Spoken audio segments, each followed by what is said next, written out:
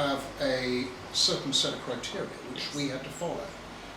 They've taken longer than we anticipated. There's nothing to do with the British, that's to do with Europeans are incompetent. And it's written by a Spanish from a bankrupt country, so you can imagine how competent he is. Worried about by an Austrian from another bankrupt country, with the Germans who've made a complete, absolute hash of their energy production. So the British are sitting here thinking they're telling us what to do. You know, yeah, you can smile when you're ahead. We're ahead, so we're going to smile. But they've got to go through this. It's just they're incompetent in Europe. If this had been British, we would have done it by now. Now, I think the point is this. We made a decision. Tony Blair was the Prime Minister at the time. He said we must have energy security. We cannot depend on places like the Ukraine, Russia, the Stars, the Middle East, and something, slightly important, like we've had a couple of wars in between.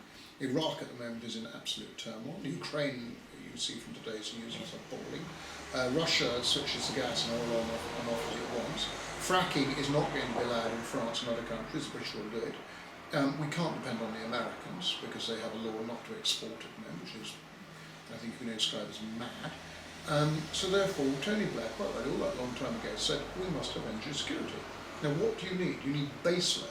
So we did a lot of deals with Qatar and UAE to bring in gas from Milford Haven, and that has been highly successful. Southhook gas terminal is a phenomenon. We did a lot of work at Drax, our biggest coal station. They now have their huge bio plant, and Dorothy Thompson, who runs that, has been absolutely marvellous, £700 million on that bio plant. Fantastic.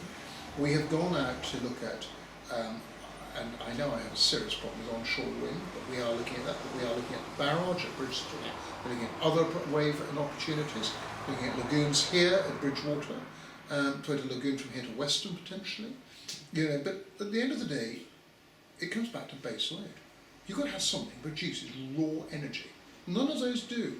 Not enough to keep this country going, to keep the lights on, to keep us filming, to do all the things we do.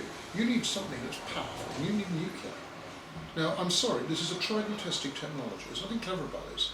You put a rod into heat water, it turns it into steam, it turns a turbine, produces electricity.